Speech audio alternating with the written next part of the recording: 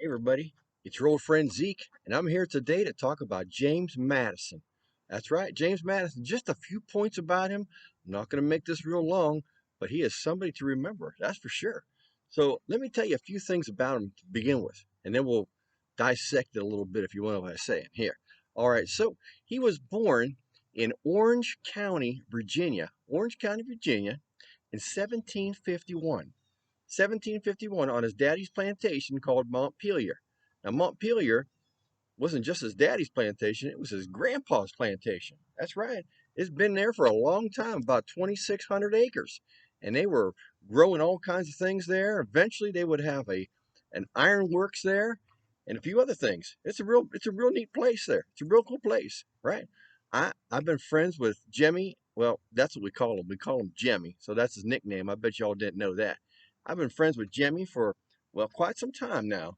And I was on an expedition that he sent out to with Mr. President Thomas Jefferson out in Louisiana Territory many years ago. Many years ago. So let's get to the very first parts of when he was first born in 1751. Well, when he was born, life was not like it is today. No, sir, it wasn't like it is today. But he had a lot of everything that most people didn't have. See, his daddy was rich. He was rich.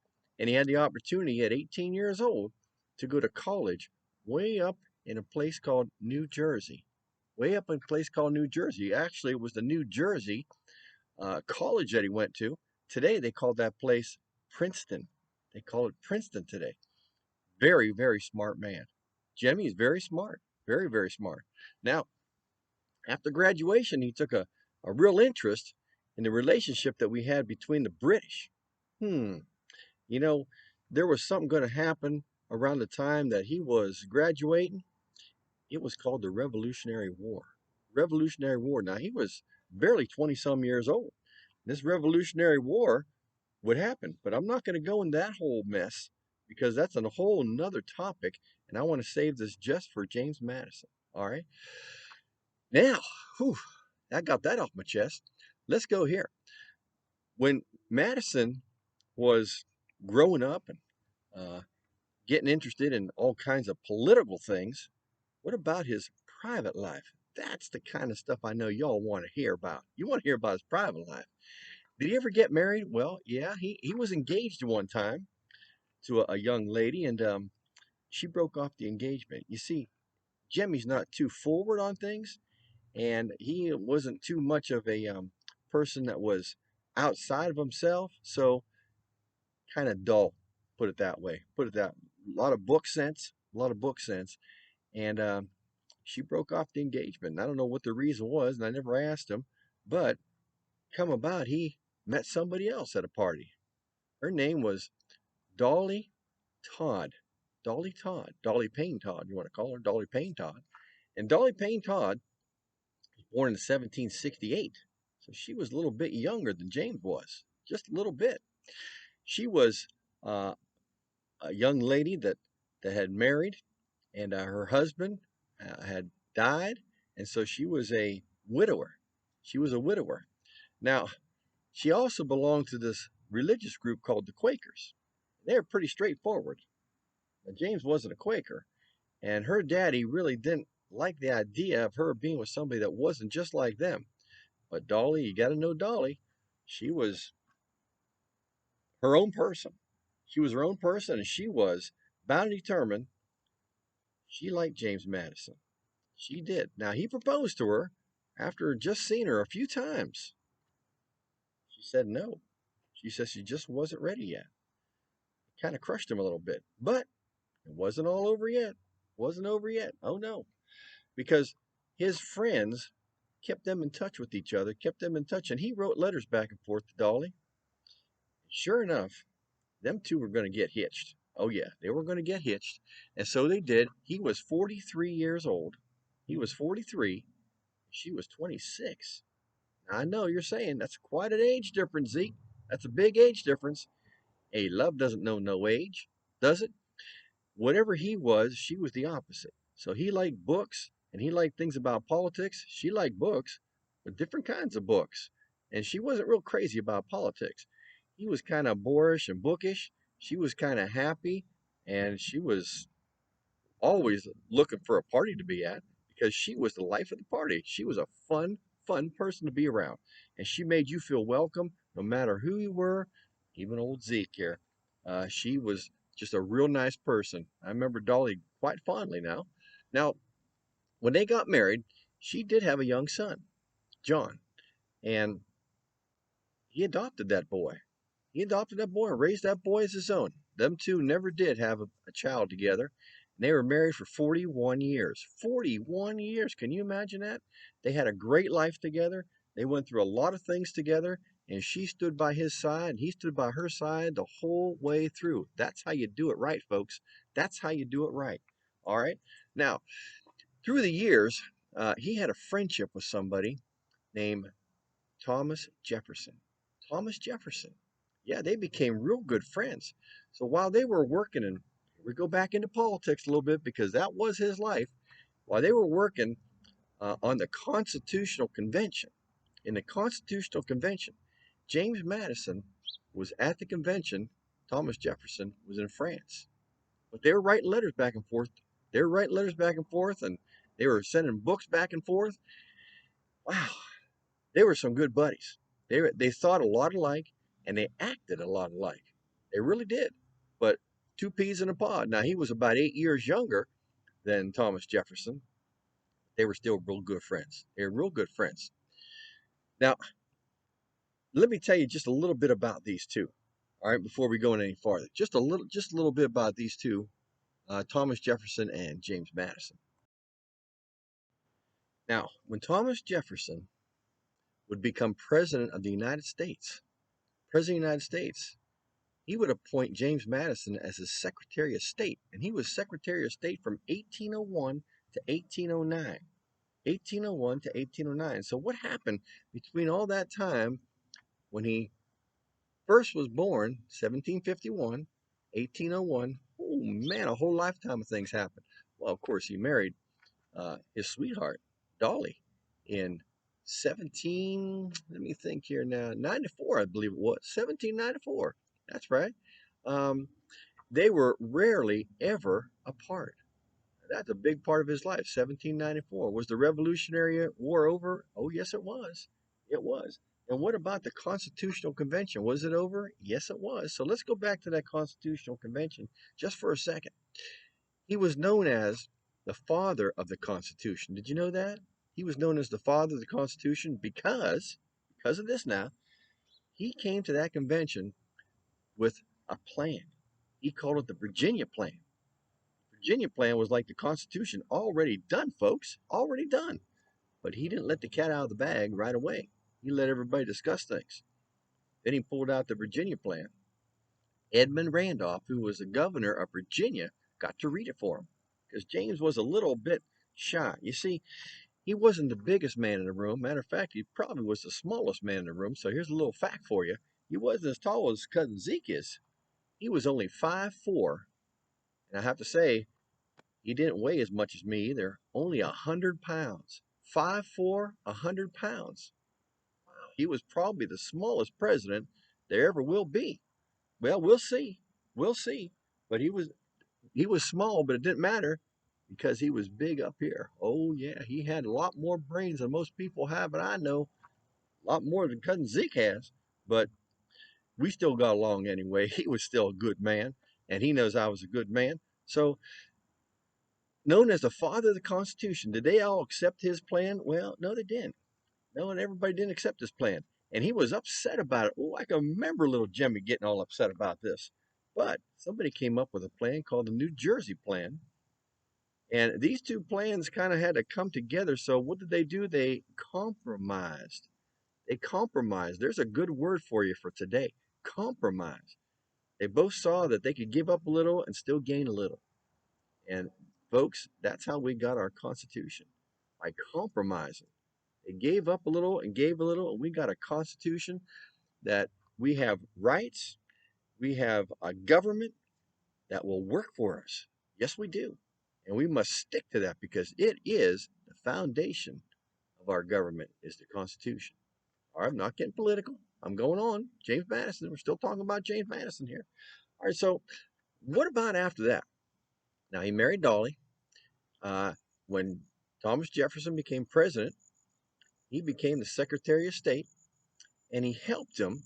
He helped him to talk France into selling us a big portion of land called the Louisiana Territory in 1803. It doubled the size of the United States, folks. It doubled the size. I mean, what about all that land? Did it belong to somebody at first? Well, Virginia had claimed an awful lot of that land, even way up into Pennsylvania. It was James Madison that talked Virginia into scaling back that land and giving it to the United States government so we could sell it and have more people come out that way. And I'm telling you, it produced states like Michigan, Wisconsin, Illinois, Indiana, Ohio. How about that? With this Louisiana purchase, which cost $15 million, 15 million, 15 million, just a few cents for every acre. That was a bargain. That was a real bargain. Double the United States. We have that today. That's all cause of James Madison. James Madison, his work, his brain work. So that was important. Now, he will go through times with being Secretary of State, but then after 8 years, from 1801 to 1809, he will become the fourth president of the United States here. The fourth president, endorsed by his friend Thomas Jefferson. Endorsed by Jefferson. Jefferson smiled like a happy pappy. I'll tell you, when he took office as the fourth president of the United States, Mr. Jefferson was real happy about that. Now, he stayed away and didn't write a lot of letters because he was afraid the press out there would think that he was still running the government. But they would meet many times in each other's homes, which were only 20, 25 miles apart. Sure, they lived close together. They lived close together. They would meet at their homes and just discuss things and talk out things. But Jefferson wasn't running the country. James Madison was. Yes, he was. Now, let me give you a little fun fact about the living in the White House, okay? The Madisons loved ice cream. How many of y'all like ice cream? Well, of course we like ice cream, but it is hard to get. First of all, you have to be able to make it, and there's all kinds of flavors you can put in there. Well, they would make this ice cream, um, and she would serve it. I'm talking about Dolly at various parties and functions that she would have, and people were all titter about it. It was just unbelievable that they would have ice cream. I bet you can't really think of her favorite flavor of ice cream. Vanilla? Nah. Chocolate? No. I know. Strawberry, right? You think strawberry's your favorite. Not even close. Oyster. Oyster flavored. I know what you're thinking. It's not a very popular flavor, but it was her favorite flavor. I tell you that. I don't know if Jimmy really liked it too much, but hey, Dolly made it, so he ate it just the way it was. Okay. Well, a long time in their presidency, because she served as the first lady, and she also served as first lady during the Jefferson administration, because Thomas Jefferson's wife had passed away. So he asked Dolly if he would do some of the first lady duties, which she gladly did. She was perfect at it. She knew how to throw a party. I'm telling you, she knew how to dress up nice. She knew how to throw a party, and everybody just loved Dolly. Okay, everybody just loved Dolly. So uh, there was some fighting going on between the British and the Americans. The British were doing things with us that we didn't like. They were supporting the Indians and fighting us. They were also taking some of our sailors as prisoners and putting them on their ships. Not good. So the people in Congress, a lot of them call it war hawks, were pressuring President Madison to go to war against England. He didn't want to do it, folks. I know he didn't want to do it. I talked to him many times about it. And he said, Zeke, we can't do this. We aren't ready to go to war. But you know what? They pressured him enough, and he did it. He sent the letter declaring war against England. At the same time, The King of England was sending a letter this way asking for peace because we had stopped trading with them for so long, they started feeling the economic crunch of this. Two ships passing in the night, one for peace, one for war. Guess what? We did go to war. It's called the War of 1812. The War of 1812. Not a lot of people talk about it. And I'm not going to go through the whole thing, but I'm going to tell you what President Madison did about it. He was probably one of the only presidents that actually got involved in the fighting. He did. He got involved in the fighting. Now, the British were pretty tough, and they were winning lots of battles. I won't tell you, they were winning lots of battles. I was in a couple of them myself, and we had to run as fast as we could, or else be shot or taken prisoner. Now we come back and we won a few, but in 1814, here's what the British did. They were marching on Washington, and they were gonna definitely burn it to the ground, burn Washington to the ground, including the White House that the Madisons lived in. Well, the president was there. Now he led a battle of American forces at the Battle of Bladensboro. Battle of Bladensboro. They didn't do too well. They lost that battle. But the troops rallied around him anyway because he was the president. He had two pistols that he had down here, and he was commanding the troops. Can you imagine a little 5'4", 100-pound James Madison commanding all the troops? It don't matter how your size is. It matters what's up here, folks, and what's in here. He was doing it to save our country. Now, the British were close to marching on Washington, and he left with this cabinet, and they took as many important documents with them as they could. Dolly would not leave the White House. He told the servants, "You'd make sure that she gets out of that White House before they get even close to here." Well, they tried to. They tried to. But Dolly was unmovable. Unmovable. The British were getting close. They were getting real close. And she was taking down pictures. She was taking articles. She was taking all kind of stuff, and they were storing it in wagons to get it out because she knew that they were going to burn the White House. And there was a big picture of George Washington. She said, "I will not leave this place until that picture is taken off the wall." They had to break the frame, folks. They broke the frame, and they got the picture out, the one that was painted by Gilbert Stewart. Rolled it up, put it in a tube, off it went. She saved the picture. She saved a lot of things, a lot of documents, a lot of pictures. Otherwise, we would not have them today. If it wasn't for Dolly Madison. I told you she was a rascal. She really was. That's why everybody loved her so much, because she loved this country, and so did James. They loved this country. Now, um, would we win that battle? No. The British would come and they would do exactly what they said. They would burn the Congress. They would burn down the Congress building. They would burn down the White House. And they ate the food that was set for the president and his wife that night. Chicken, I believe it was. And they drank his wine, and then they burnt the house down. How about that? Well, President Madison, uh, we win this war. We sure do. We win this war because that next day, hurricanes and tornadoes, first time ever together like this, came into that city, and it rained and it blew so much that the British felt that God was telling them, "You better get out of this town." I'm telling you just what I heard now. And they left. They all left. They all left. We only had 6,000 men protecting against the town. They had twice or three times as many men come, and they all left. So we have our town back again. Eventually, we're going to win this war. It's going to go on for just a little bit longer. And we are going to win it. Actually, it goes on until December of 1814. They sign a peace treaty called the Treaty of Ghent. But war is still happening down in New Orleans, in Louisiana. There's another battle that happens down there. The war had been over for 2 weeks, and they were still fighting the war. Finally, it's over. President Madison, he supervises the rebuilding of that White House and all of Washington. This is the kind of man he is. This is the kind of man he is. Now, um,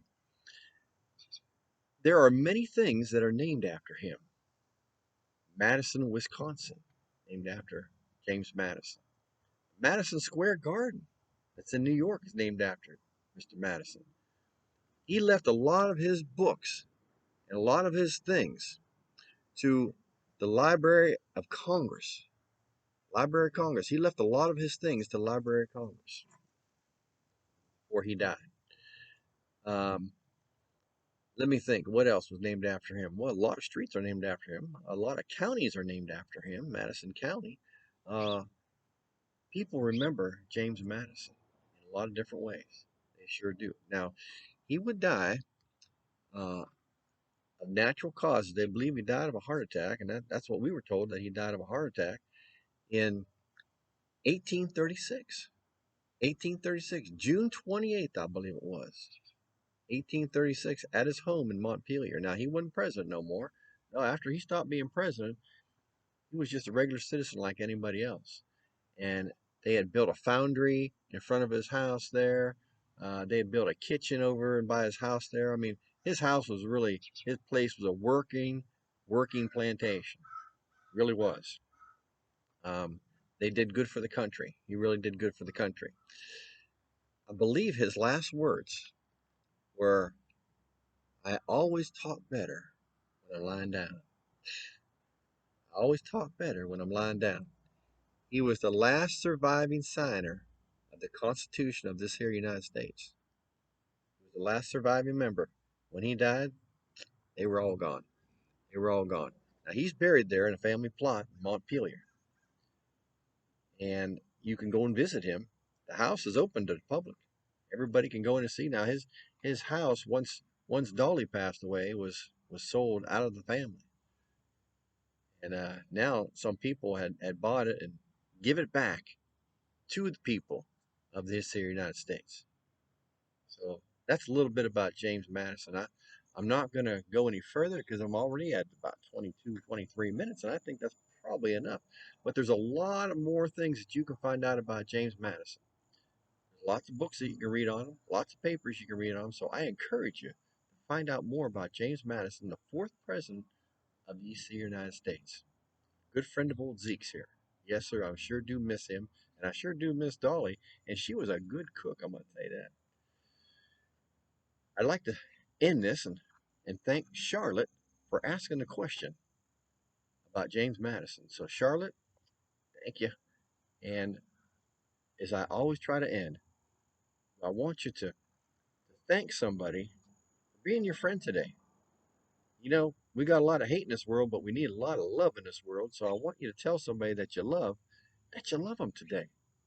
Would you do that for Uncles Kent? Would you do that for Cousin Zeke? Would you do it for me? Because I think love is a lot better than hate, don't y'all? And with that, we can be strong together. We sure can. So tell somebody that you love them today. Do it for yourself. Don't just do it for me. I sure would appreciate it. So again, thank y'all, and I will see you all soon. Bye now.